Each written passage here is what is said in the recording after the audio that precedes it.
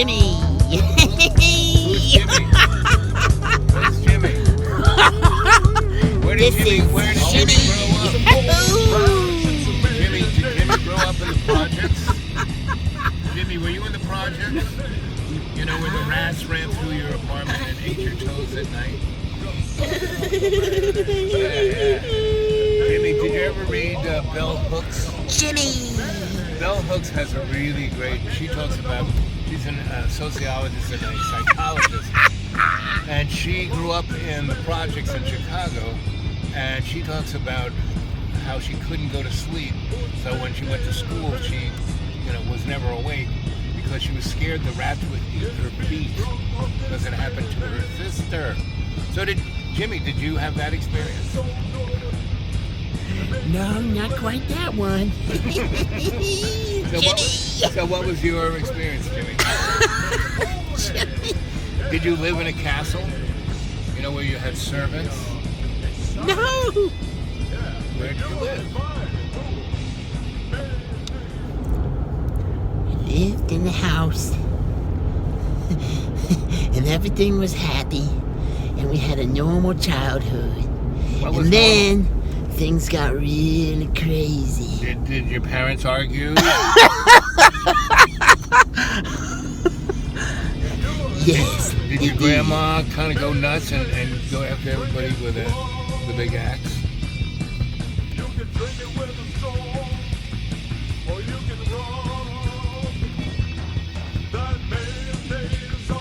Taking your nose? No, I had a spot on my face. Jimmy! So did you have any siblings, Jimmy? And do they all speak like you? Does everybody in your family speak like you? Is it like a racial rogue? Like what? Jimmy! What race would you say Jimmy is? Well, look at me. I mean,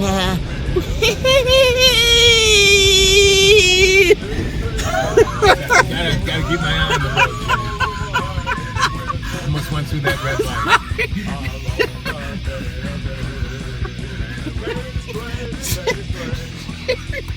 Yeah.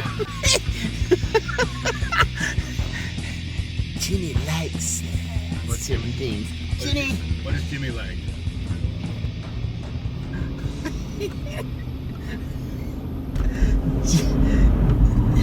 Well, Jimmy likes what Jimmy likes. Ooh, that's almost scary, Jimmy. No, it's not scary. Jimmy likes, feels good. Feels good. Okay. That could be a lot of things. Yeah! I mean, there are certain sects of Christians who love to hurt themselves. Jimmy doesn't like to do that. Jimmy likes feels good, not feels bad. Okay. So you got any brothers and sisters? To those guys. Yes, I have two sisters, one younger, one older. Are they Jimmy too? That's a good thing. They are not Jimmy, just Jimmy. Jimmy, not Jimmy. Okay, Jimmy, Not Jimmy, Jimmy. not Jimmy. Okay, gotcha. Jimmy, Cocoa Bop, Jimmy, Bimmy. Yeah, I gotcha. So your sisters aren't Jimmy, your parents aren't Jimmy. Right? They're not Jimmy. No, No. not Jimmy, Right. just Jimmy. Just Jimmy. Yeah, I gotcha. And here's the old Cave Spring. Yeah, this is the Cave Springs. You want to see it? Sure. Point it out, Jimmy. It's the whole town's cave spring. Yeah, well, I got to keep my eye on the road. So It's the cave of the town. It's show right there, Cave Second. Spring. Cave Spring. That right there. Yep, that's it. The old Cave Spring. The town's named after it. Okay. Here's Jimmy.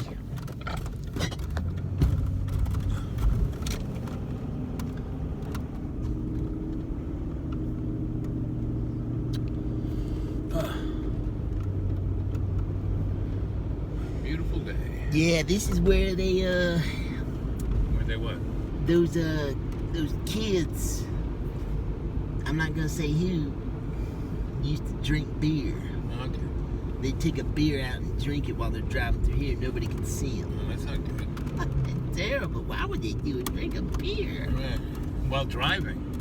Driving and drinking is not good. No, that's not good. That's why I'm driving, because I'm not drinking.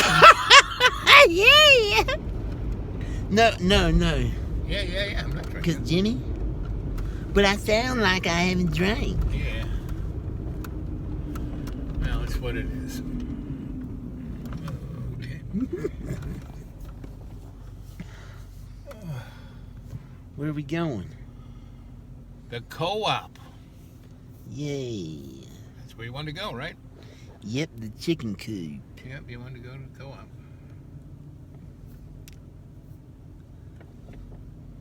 Hey, I feel pretty happy about being Jimmy. That's good. I'll be happy. Yay. He's pretty good. Yep.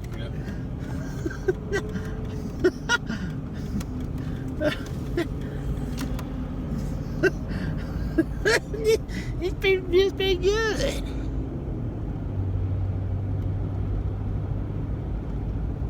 It's pretty good to be Jimmy and Al. Peace, baby. Does it feel pretty good to be Al? It always does. Yep. Okay. Al's good.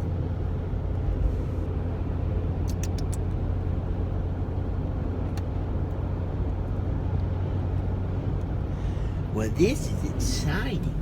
Look at all those cars. Yeah, baby. I'm gonna turn it off Good idea. because there's serious stuff going on. People gotta move. Yeah. You gotta move. Gotta move. Yeah, the moving truck. Okay, time to go. Bye-bye. This is Jimmy. We're going in. That is Al. Hey. We're going to get a bunch of food. Yeah. Oh.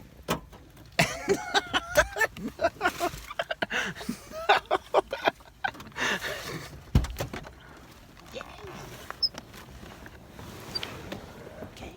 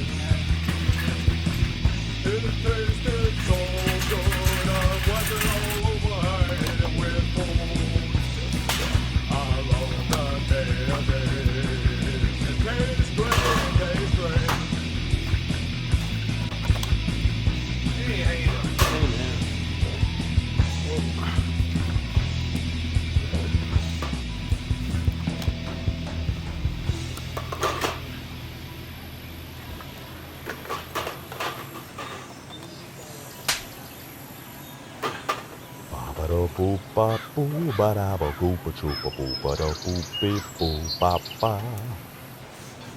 was a beautiful me.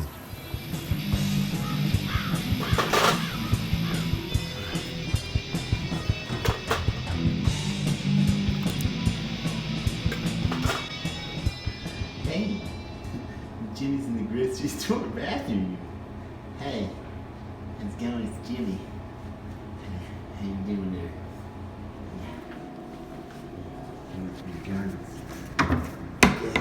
Let's go. Let's go.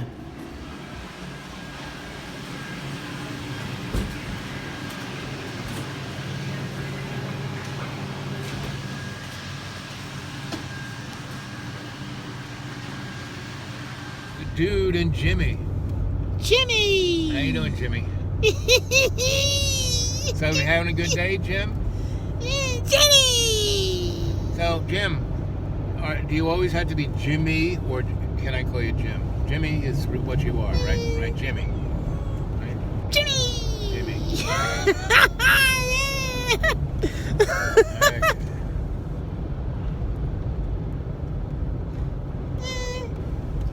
Jimmy, Jiminy, Jiminy, Jiminy, dun dun dun dun dun dun dun dun dun dun dun. Jimmy, Jiminy, Jim.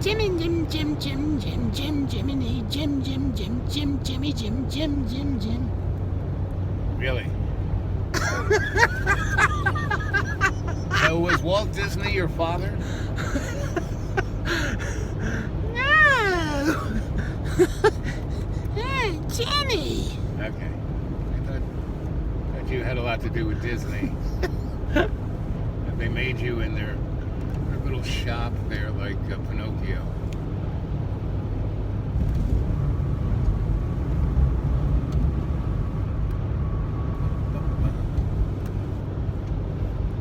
So you want to talk about Whatever you want to talk story? about. Whatever you want to talk about, Jim. What story do you want to hear? I'll tell you a story. Just tell me what you want to hear. How'd you meet Andy? Andy Warhol. How did I meet Andy Warhol? How'd you meet Andy Warhol? Well, that's an interesting story. So, around 1966,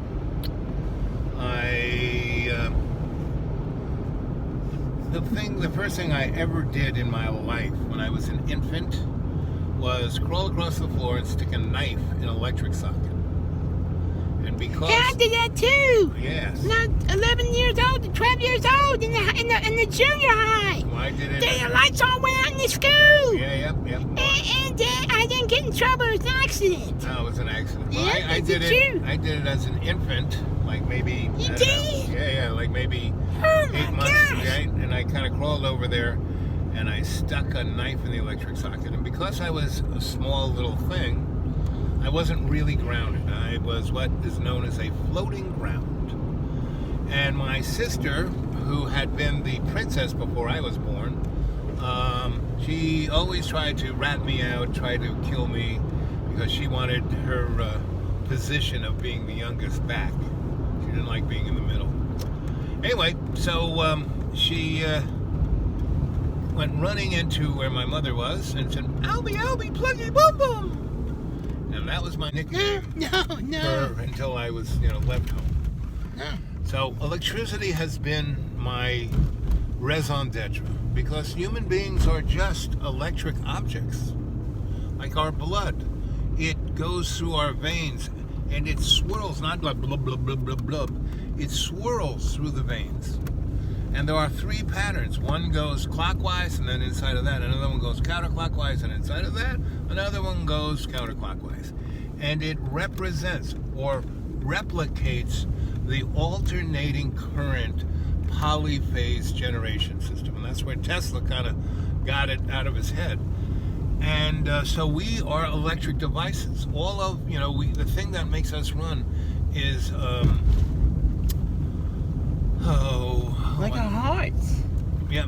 Like our hearts when we have. Yes, exactly. When we Yeah. feel Yeah. an emotion for someone, it's Right. like an electric current. You got it. Yep. And every cell has a mitochondria, And that's like a little battery around the cell.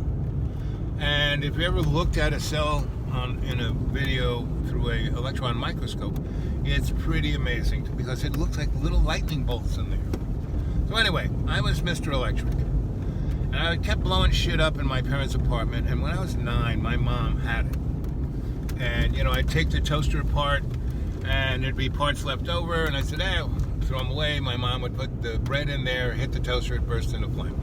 So she got really annoyed with that and took me down 3rd Avenue and found the first electric shop. She went in there, just open this boy, I can't take it anymore. And that was Mike Stahl. Mike Stahl Jr. He was about 40-something years old. He had 5 daughters, no sons. He wanted a son. I became his son. And for the first year and a half, and I was like 9 and 10, I hung out with his father, Mike Stahl Sr. And my major job was to keep Grandpa Stahl from walking in front of a bus because, you know, he had all these stories in his head.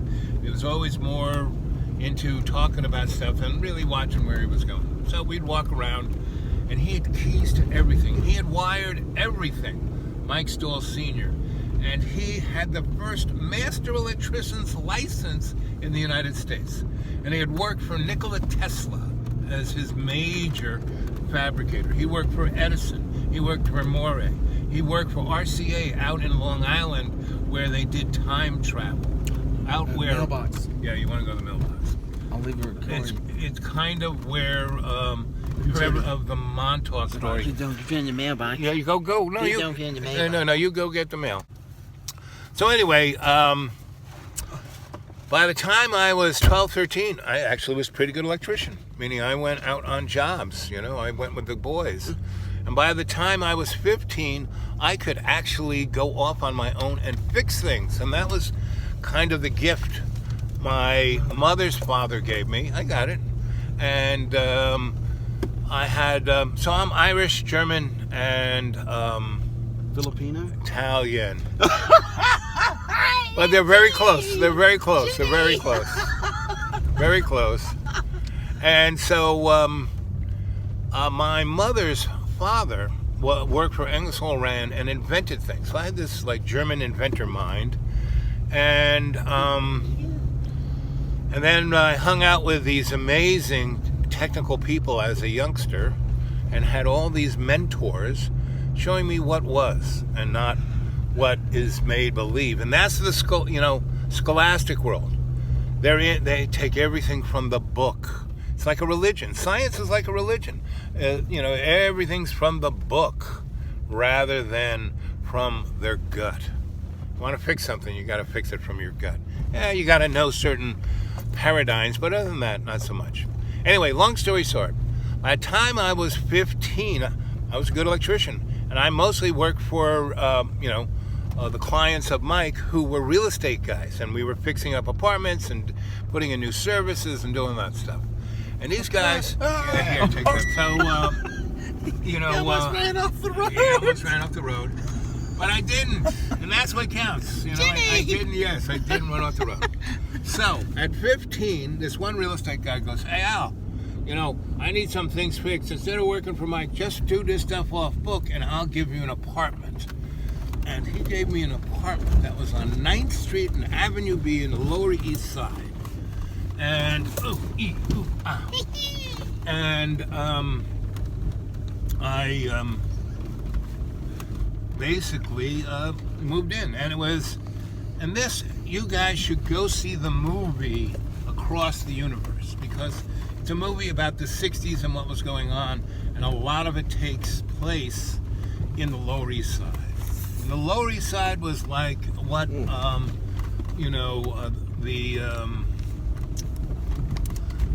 the place in San Francisco where all the hippies were hanging out. And that was the Lower East Side in the 60s. From 14th Street down to Houston Street, from the East River over to 2nd Avenue. Anyway, so there I was living in that apartment, and it was not a basement apartment, but it was, Jimmy, the windows were right at the, level, at the, be careful, Jimmy. I'm trying. We're at Jimmy. yes. we're at the whatchamacallit, sidewalk button. So when I looked out the window, I saw people's knees and legs go by, and this was in the 60s where girls had skirts up to their thighs. So I had the view from their ankle up. So that was quite an interesting view.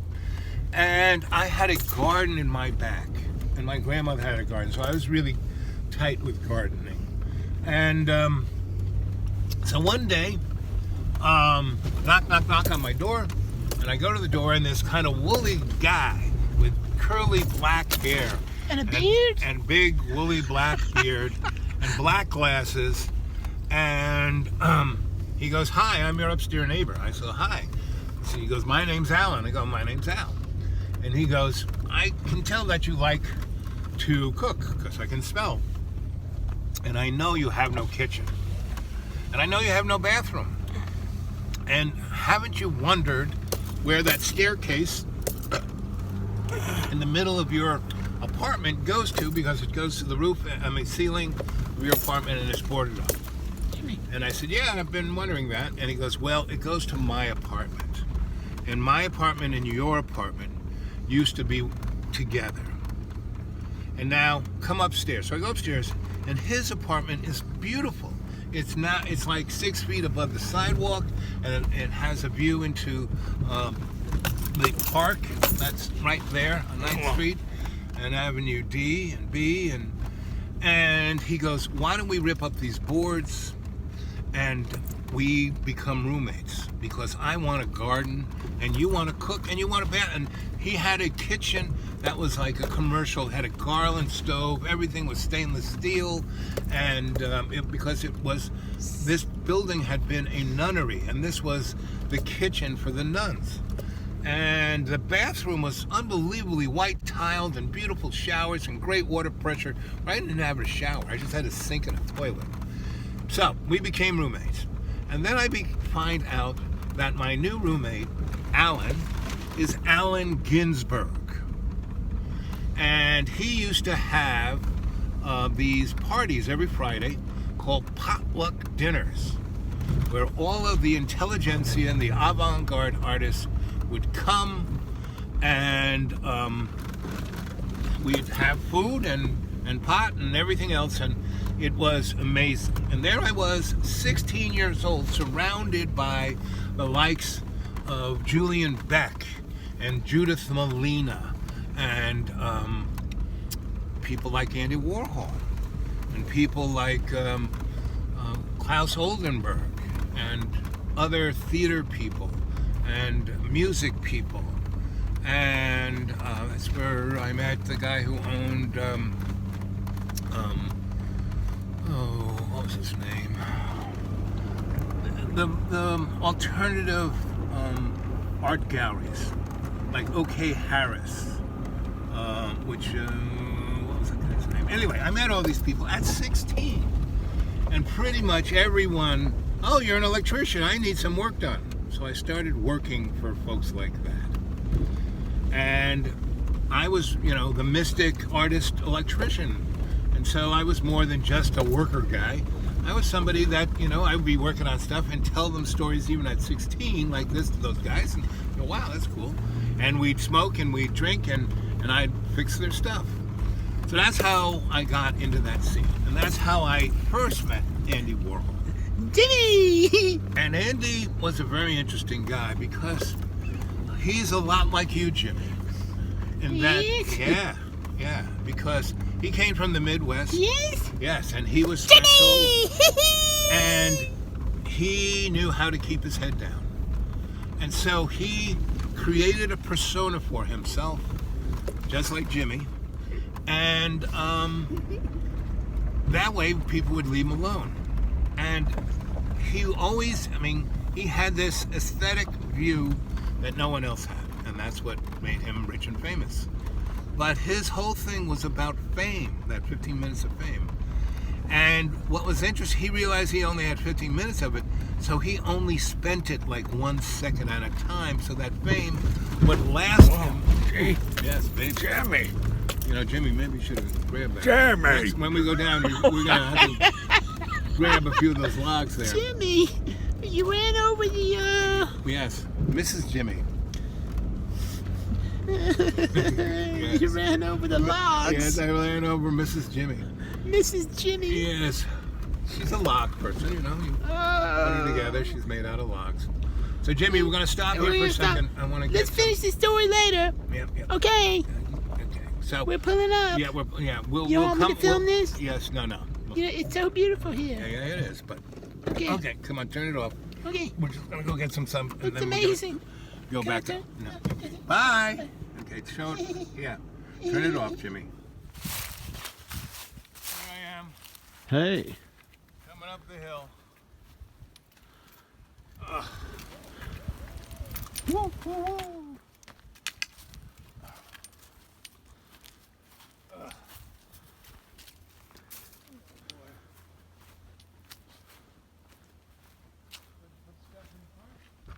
Yeah. How you did?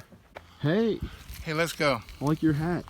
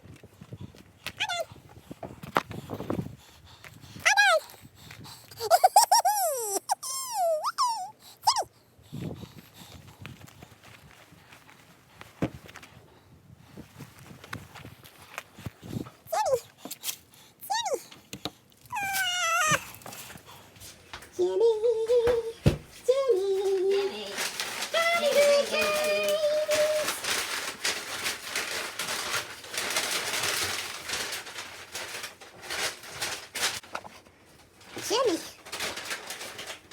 We're not in Jimmy's house anymore. This is Jimmy's house. Oh, this is Jimmy's house, yeah. This is Jimmy's house. This is Jimmy's. He shares it with all that is love. But not really. This is John. Birmingham. Yeah. Well, me and John are Oh, yeah, turn the thing off. We'll get back. you and I gave it to you. Wow, look at that food. Yep. Better than the crap they Wow. make for you at. Wow, look at it. Yep. Steaming. Yum yum.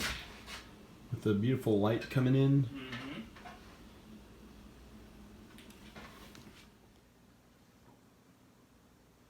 Hey, how's it going? This is John Birmingham. Click here to see my YouTube page. Click here to see Al in his videos, where I'm trying to not talk as much when I interview him now.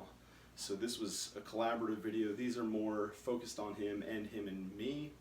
This is the mayonnaise video you may have seen clips of in this video, and here's some more videos. Okay, bye.